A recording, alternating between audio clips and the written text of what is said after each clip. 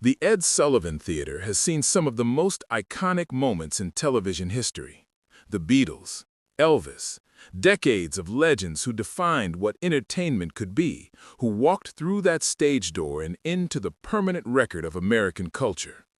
The building on West 53rd Street carries its history the way old buildings always do, in the grain of the wood, in the particular creak of the seats, in the quality of the light that falls at a certain angle on a certain evening and makes even ordinary people look for a moment like they belong to something larger than themselves. But tonight, as the audience settles into their seats and the band plays the familiar opening notes, nobody in that theater knows what they're about to see. They've come for an entertaining hour of television. Some are excited, some are nervous. Some have been arguing about whether this was a good idea since the booking was announced 6 days ago and the internet responded with exactly the range of reactions you would expect. Because tonight, Donald Trump is sitting in the guest chair, and this particular combination of man and moment and host is not a thing that has happened before. Stephen Colbert is backstage, going through his pre-show ritual. He is calm, professional. His years of experience have given him a pre-performance stillness that newer hosts spend years trying to learn and most never quite master. The ability to be fully present before the cameras roll, to exist in the preparation without being consumed by it. He jokes with the band. He reviews his notes. But tonight, his producers have noticed something different. A particular quality of focus, a sharpness behind the usual easy warmth. It's an expression his team has learned to recognize. Not the face of a man who is nervous, but the face of a man who has been waiting for a specific moment and has just been told it is 20 minutes away. Because Colbert knows something tonight that the audience doesn't. Something that arrived in a manila envelope delivered by courier to his production office 4 days ago. Something that changed the nature of this interview before it began. He finishes his water, checks his jacket. 2 fingers from the stage manager. 2 minutes. Colbert nods, walks to the curtain. On the other side, he can feel the weight of what is about to happen pressing down on the evening. He breathes. He's ready. Donald Trump had requested this interview himself. Typically, booking a major political figure involves weeks of negotiation, publicists and communications people, elaborate preconditions on both sides. Trump had bypassed all of that. Personal call, no intermediaries. He said he was tired of the mockery, tired of late-night hosts who had built careers punching at him without giving him the chance to punch back. He wanted to come on the show. His people had conditions, ground rules, acceptable topics, and forbidden ones. But Trump himself seemed almost eager in a way that confused his own staff. He was going in, he told them, because he knew he could win. Colbert was a comedian, and mockery, Trump had decided, was something he could handle. He'd been handling it his whole life. He had not been told about the envelope. The monologue ended to generous applause. Colbert worked the crowd through the political news of the day, landing his jokes with the ease of someone who has done this so many times that the craft has become invisible. The effort disappeared inside the result. The audience laughed and groaned and laughed again. The band played the transitions. Everything was familiar, comfortable, the well-worn ritual of a show that has found its rhythm. Then Colbert walked to his desk, sat down, adjusted his notes, and the room shifted. Not dramatically, not with a fanfare or a special light, just a subtle alteration in the atmosphere, the way a room changes when the weather outside changes, when the barometric pressure drops and the air becomes a little denser, a little more charged, without anyone being able to say exactly when it happened. "Our next guest," Colbert said, his voice carrying that theatrical gravitas he deploys like a precision instrument, "needs no introduction. He is a businessman, a former president of the United States, and the subject of more late-night jokes than any other human being in recorded history. Please welcome, for the first time on this program, Donald J. Trump. The band struck up Hail of the Chief, not reverently, but with a slight ironic lift that only the musicians fully appreciated. The audience erupted in that particular complex sound that had followed Trump into every public space for years. Cheers and boos layered over each other, neither quite drowning out the other. The sonic texture of a nation that had never managed to agree on what to do with this man. Trump walked out. That stride, the forward lean, the chin up, the eyes scanning the room with the rapid assessment of a man who walks into every space calculating what he can take from it. He was in a dark suit, red tie, the uniform of a man performing his own authority. He crossed to Colbert with his hand already extended, a preemptive gesture that was also a dominance move, controlling the handshake before the host could set the terms of it. She shook it, didn't wince, smiled, and gestured to the chair. Trump sat, crossed his arms briefly, then uncrossed them, the micro-gesture of someone reminding themselves to look relaxed, looked at the audience, smiled at the cameras, leaned back. He thought he owned the room. The first few minutes were almost civil. They talked about the campaign. They talked about the polls. They talked about the political landscape in the broad, non-committal way that lets both parties warm up without committing to anything. Trump delivered his greatest hits with practiced ease. The numbers were incredible. The crowds were enormous. The support was unprecedented. And Colbert listened with that expression of attentive interest that he had perfected over years, engaged enough to seem respectful, steady enough to seem unimpressed. It was comfortable territory. Trump was relaxed. His hands moved as he talked, the familiar expansive gestures of a man used to filling rooms with his physical presence, and his eyes moved over the audience the way they always did at rallies, reading the room, feeding off it, finding the faces that were giving him what he needed. He was performing, and the performance was going well. He could feel it going well. And then he leaned forward, just slightly, just enough.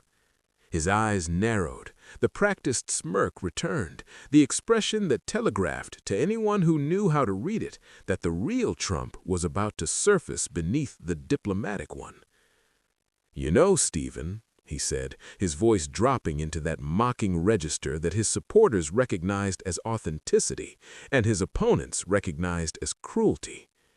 "I watch you sometimes. Not often. I'm busy, very busy. The schedule is unbelievable. But sometimes, and I have to be honest with you, you're not as funny as you think you are. I've seen funnier people at my rallies. My supporters, regular people, working people, they're funnier than you, and they're not even trying." The audience went quiet.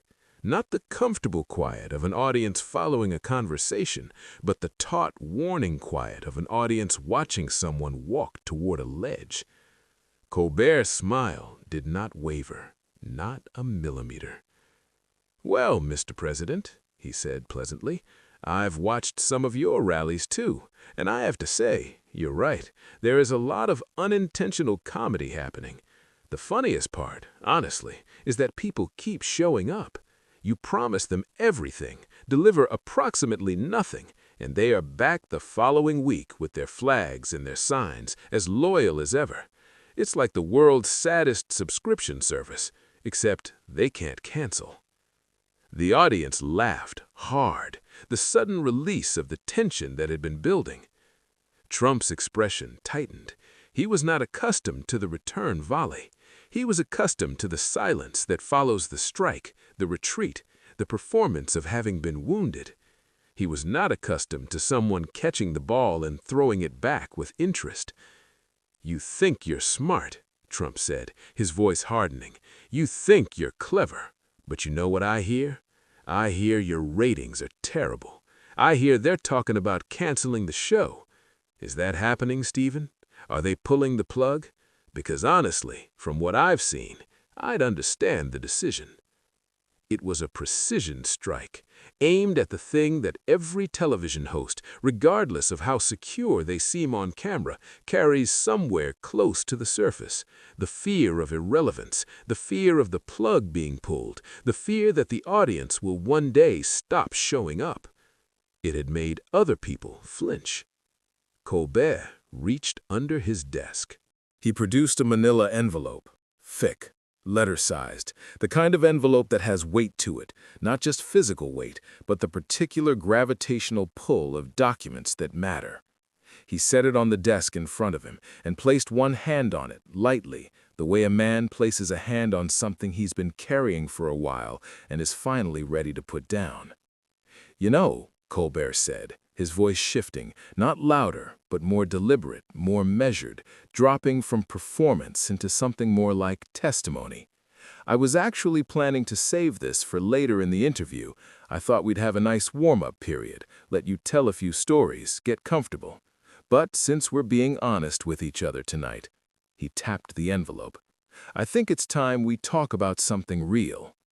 Trump's eyes moved to the envelope, stayed there. "What is that? What do you have?" Colbert opened it, slowly, deliberately. He removed a stack of documents, perhaps 40 pages, held together with a binder clip, and placed them on the desk. He picked up the top sheet and held it up at an angle that let the camera see that it was a real document, typewritten, with official headers, without revealing enough for anyone to read. "These," Colbert said, "are court documents from a case in New York, from proceedings that have been ongoing for some time, that you and your legal team have been working very hard to keep out of public view, and that have recently become part of the public record in ways that your lawyers may not have fully anticipated." The room had gone absolutely still. The kind of still that only happens when an audience collectively understands that something real is occurring, something unscripted, something that will not resolve neatly before the commercial break. Trump's face had changed. Not dramatically, not the flushing, sputtering reaction that his public persona sometimes produced. Something more controlled than that, and more alarming for being controlled. A careful, watchful stillness, the stillness of a man calculating. "What lawsuit?" he said. His voice was even. "I have lots of lawsuits. People sue me constantly. It's what losers do when they can't compete with success." "This one involves your business," Colbert said, leafing through the pages with the unhurried focus of a man who knows exactly what he's looking for and exactly where to find it. He found the page he was looking for, looked up.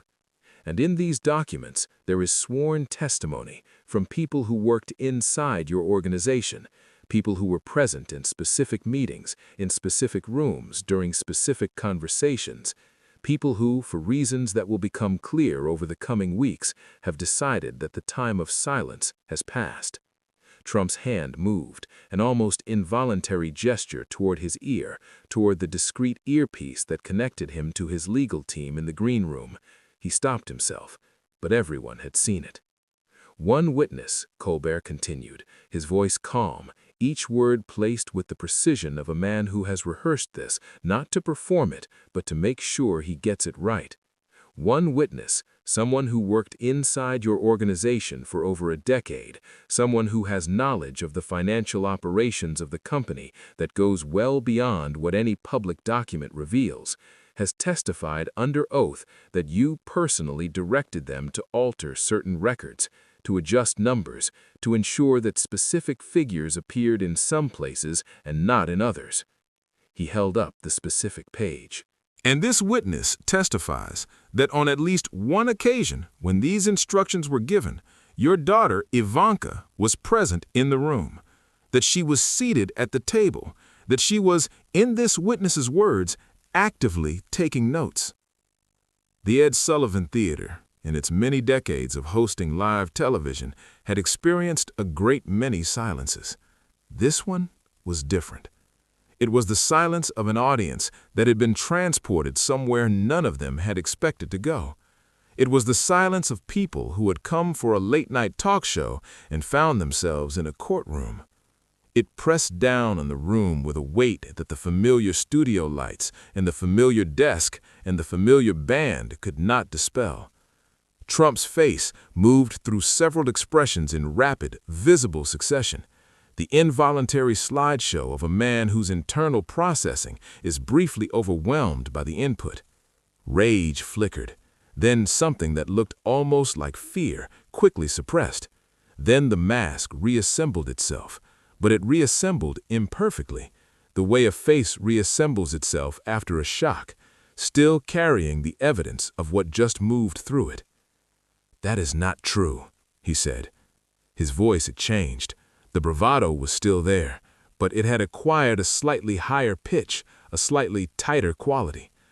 "Those documents, whatever they are, wherever you got them, they are fake, completely fabricated. This is a witch hunt. These documents," Colbert said, gently, firmly, "are from the New York State Attorney General's office. They carry official case numbers. They have been submitted to a court of record. They are, by the definition that matters most in this context, public." A pause. "So when you say they're fake, you're saying that the entire legal apparatus of the state of New York is fake, which, and I want to be fair to you here, is certainly a consistent position." Trump stood up, sat back down, the physical indecision of a man whose body wants to leave, but whose mind knows that leaving would be worse than staying, at least for another moment. "I'm not going to sit here and answer questions about this whole line of—" He stopped, started again. "This is a hoax. This interview is being conducted in bad faith. I came here for a conversation, not an ambush." "You came here," Colbert said, still calm, still seated, hands folded on the documents, "because you believed you could control this room. You've controlled a lot of rooms. You're very good at it. You come in with a certain energy and a certain confidence, and most people adjust to you. They move around you. They give you the space you take." He met Trump's eyes. "I'm not going to do that. So let me ask you directly, is the testimony in these documents accurate?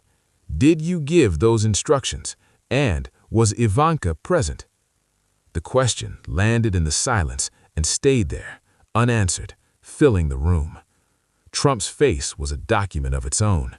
Every journalist, every political analyst, every person who had spent years trying to read this man was watching and seeing something they had seen referenced in profiles and books and accounts from people who knew him. The look that appeared in rare moments of genuine exposure, when the performance couldn't quite cover the person, when the gap between the two became briefly visible. It was not the face of a powerful man. It was the face of a man who was afraid. "I'm not answering that," he said finally. The voice of someone who has found the only door available and is taking it. "This interview is over." He stood. This time, he meant it.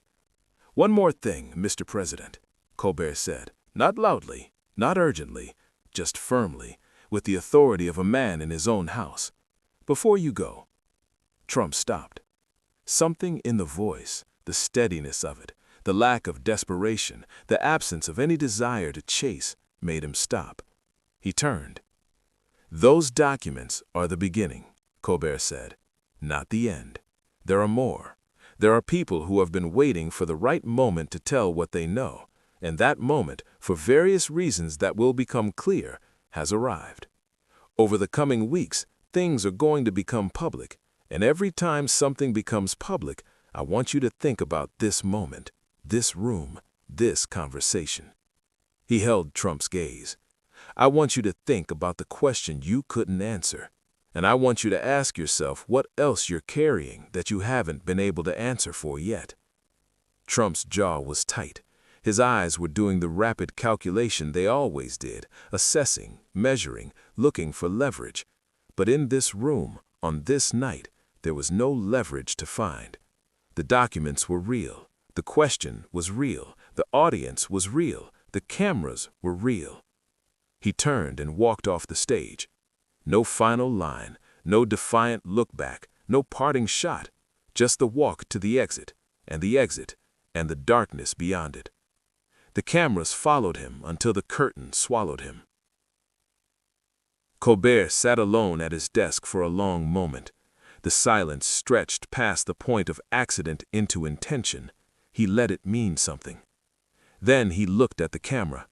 The familiar smirk was gone. What had replaced it was harder to name. Serious, yes, and weighty, but also something that might have been relief. The expression of a man who had been carrying something and finally set it down in the right place. I've been doing this show for a long time. I've interviewed a lot of people, presidents and generals and scientists and artists and criminals and saints, and most of the interesting gradations in between. And I've learned something over all those interviews. You can tell a lot about a person by the questions they won't answer. He paused. Not the questions they answer badly, not the questions they spin or deflect or reframe, the questions they simply won't touch, the questions that make them get up and leave the room. Because those are the real questions. Those are the ones that cost something to answer. Those are the ones that, if answered honestly, would require a person to look at themselves in a way they've been avoiding for a very long time. He glanced toward the side of the stage where Trump had exited. Tonight, we asked those questions, and we saw what happened. A man who came here to mock and to bully and to prove that he was bigger than this room, found out that the room had something he wasn't ready for. Not a funnier comedian, not a better debater. Documents, testimony, facts, the specific, patient, undefeatable weight of things that are simply true. He leaned forward, and he ran. Not from me. I want to be very clear about that. He didn't run from Stephen Colbert. He ran from the questions. He ran from the truth. And that tells you everything you need to know about what the truth contains. He was quiet for a moment. When he spoke again, his voice was different, smaller, more personal, the voice of a man speaking without the stage between himself and the audience. I know there are people watching tonight who think this was unfair, who think I ambushed him, who think a talk show isn't the right forum for this kind of confrontation. And I understand that argument. I've thought about it a lot. He shook his head slightly. But here's the thing. When someone in power spends years attacking the press, attacking the institutions designed to hold them accountable, using every available tool to bury the questions they don't want asked, eventually, the questions find another way in. They find a late-night talk show. They find a manila envelope on a desk. They find a camera that's already rolling. He looked directly into the lens. We're going to keep the light on. That's all this is, a light. We're going to keep it on, and we're going to keep asking, and we are not going to run, even when running would be easier, even when the people in the room would prefer the comfortable version. The truth isn't always comfortable, but it is always, eventually, the only thing left. The band began to play, softly, the way music fills a space that needs filling. The audience didn't roar. They applauded, sustained, genuine, the kind of applause that means something beyond approval, that carries gratitude and recognition, and the particular emotion of watching someone do the thing they were supposed to do, the thing that needed doing, in exactly the moment it needed to be done. Somewhere across town, in the back of a car moving quickly away from the theater, Donald Trump was typing. His phone screen lit up with a cascade of messages from his legal team, from his communications staff, from the people whose job it was to manage the aftermath of events like this one. He was not reading them. He was typing his own messages, short, furious, the familiar rhythm of his counterattack. Colbert is a lowlife with no ratings, total fake news, complete witch hunt, the documents are forged, hoax. The words came automatically. They had always come automatically. The attack was the reflex, the first line of defense, the thing that had worked 1,000 times because the world had usually rewarded it. But even as he typed, something else was running beneath the reflex, quieter, slower, less practiced. The specific echo of a question asked in a well-lit room by a man who had not flinched. Did you give those instructions? Was Ivanka present? He put the phone down, looked out the window. The city moved past in the dark, the bright windows of buildings, the wet streets reflecting the streetlights, the ordinary nightlife of a city that didn't know and wouldn't care what had just happened in one theater on one block. His hands, in his lap, were not entirely still. In the days that followed, the clip went everywhere. Every network, every platform, every country with a reason to pay attention to American politics. Analysts dissected it. Commentators argued about the venue, the ethics, the propriety of a talk show becoming the site of this kind of confrontation. The internet generated an enormous quantity of heat without settling any particular question. But in a quiet office in Lower Manhattan, a team of lawyers watched the clip together in near silence. They were the ones who had sent the envelope. They had been building the case patiently, methodically, for longer than any of them liked to admit. They watched Trump walk off the stage and said nothing for a moment. Then the senior partner closed the laptop. Back to work. Because the truth, once started, does not stop on its own. It requires people willing to carry it into rooms where it is not welcome, to place it on desks under harsh lights, to ask the questions that need asking for as long as it takes for the answers to come. The light stays on. The questions keep coming. And in the permanent record of what happened on this particular evening in the Ed Sullivan Theater, a moment sits in the archive. A man who came to dominate a room, who found instead that the room held a truth bigger than he was, and who made the only choice he knew how to make. He ran. The light stayed on.